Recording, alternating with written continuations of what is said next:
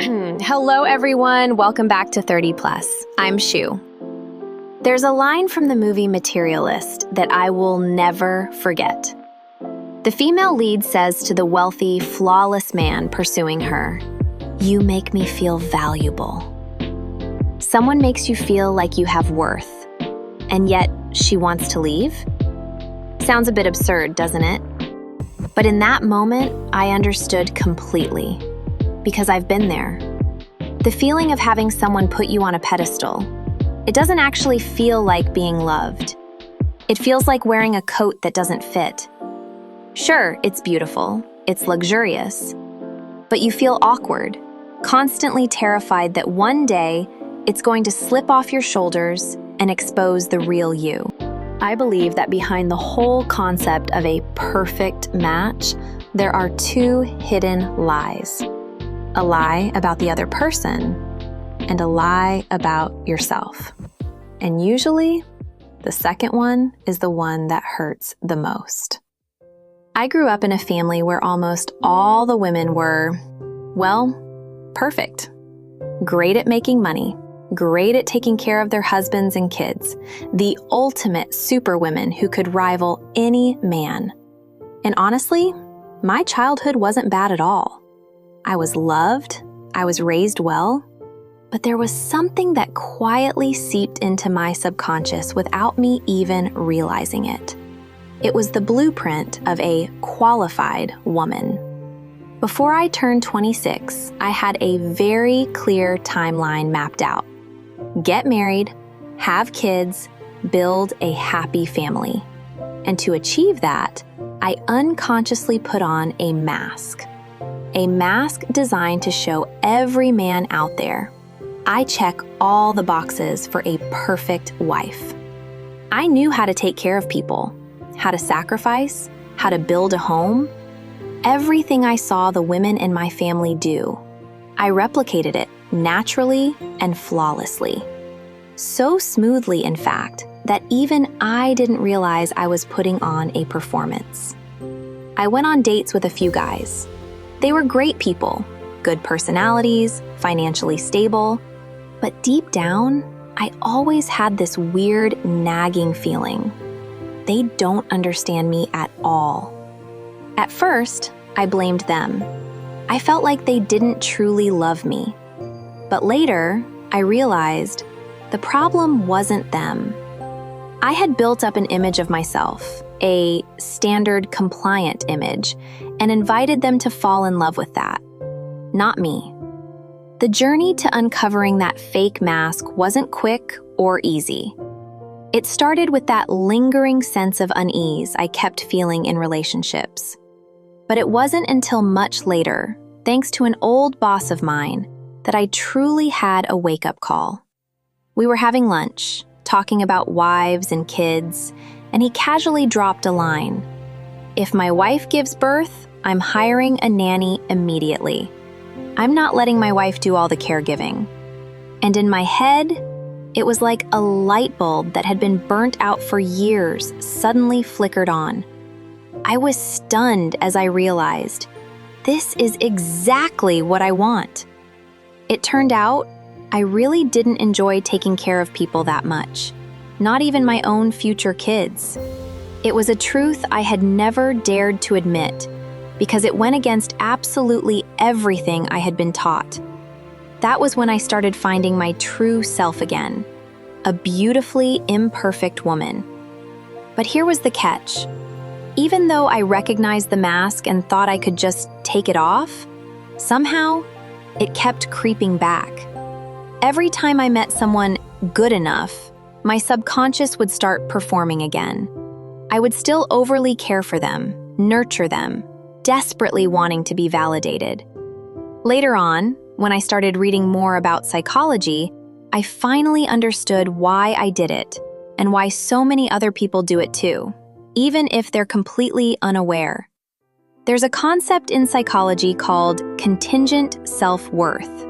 It basically means that your sense of value depends entirely on external factors. Other people's approval, your achievements, your looks, or whether you are loved. When you grow up in an environment where checking all the boxes is a prerequisite for validation, your brain learns a lesson very early on. I have to be worthy to be loved. Unconditional love doesn't exist. Love is highly conditional, and the condition is wearing that perfect standard mask. This also explains why the mask kept coming back even after I spotted it. It wasn't just a habit, it was a defense mechanism. When you meet someone good enough, your brain triggers a very old fear. If I don't meet their standards, they're going to leave. And the natural response is to put on a show. Psychologist Jennifer Crocker researched this and found that people with contingent self-worth often have less stable relationships. Not because they love less, but because they use the relationship to prove their own worth. And when that relationship fails to prove anything anymore, or when they feel like they're failing in their role, they completely break down. Let's go back to the female lead in the movie. She didn't break down because the guy was toxic. She broke down because she realized she was using him as a mirror, looking into it to convince herself she had value. And when your self-worth depends on a mirror, you never actually see yourself. Let me describe exactly what it feels like to face someone who demands a perfect match. I was on a date, and the guy was talking endlessly about the standards he wanted in a girlfriend. I sat there listening politely, but a ticker tape was running in my mind. The person he wants isn't me. I chose to stay and observe a bit longer, and I noticed something. Even though he demanded perfection, he kept repeating a behavior that drove me absolutely crazy. In that exact moment, I saw my future, crystal clear, if I chose to stay. I saw a woman who was constantly nagging, frustrated, and bitter over trivial things. A woman that I never wanted to become. This is the part where I think a lot of people might disagree with me. When a person is too perfect, the relationship is no longer a safe haven. It becomes a performance. You don't dare to be yourself because you're terrified of shattering the flawless image they've projected onto you. Toxicity isn't just about control or abuse. Sometimes it's a suffocating level of perfection. There's a detail in the movie that I think a lot of people missed. When the female lead found out the wealthy man had leg-lengthening surgery to look more perfect, she wasn't touched. She was terrified, because she realized he chose her simply because she checked all the boxes on his predetermined list. She wasn't a human being that needed to be understood. She was an objective in a master plan. In psychology, this is very close to the concept of object love. Loving someone as a tool or an object to fulfill a need, rather than as an individual with their own inner world. And when you are loved like that, no matter how perfect the other person is, you will feel profoundly lonely inside the relationship. Because in reality, you are just alone with the projection of yourself in their eyes. Staying in a dynamic like that isn't love. It's a contract. And I have zero interest in signing a contract with anyone. When I was younger, I believed in this beautiful concept, my other half. Someone would show up, fit perfectly, align with every emotion, every hobby. And when I met them, everything would just be effortless. But then I grew up, not just in age, but in awareness. And I realized the perfect match is just a temporary concept. The person who made you think, right person, right time a few years ago, suddenly feels out of sync today. And you ask yourself, did I change? Did they change? Or are we just not compatible anymore? The answer is usually all three. Psychologist Robert Sternberg has a theory called the triangular theory of love, which states that love is made up of three components: intimacy, passion, and commitment. The fascinating thing is These three do not grow at the same pace. Passion hits fast and fades just as fast. Intimacy takes time to build. And commitment is something people actively choose. It doesn't just fall out of the sky. In other words, love isn't something you find.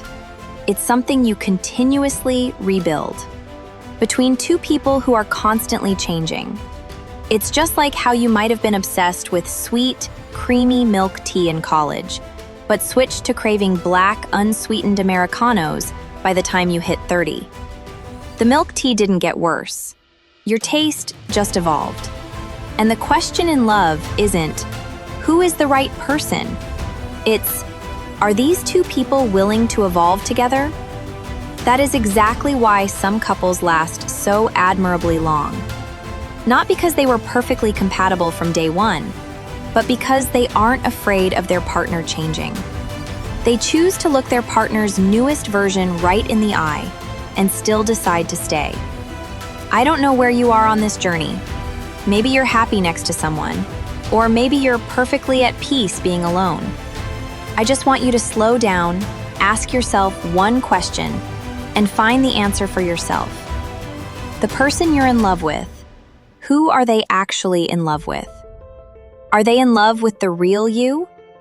Or are they in love with the edited version you've created to fit their expectations? And on the flip side, are you truly in love with them? Or are you just in love with the feeling of being valuable that they give you? Thank you guys so much for spending your time listening to 30 Plus today. I'm Shu. I'll catch you in the next episodes.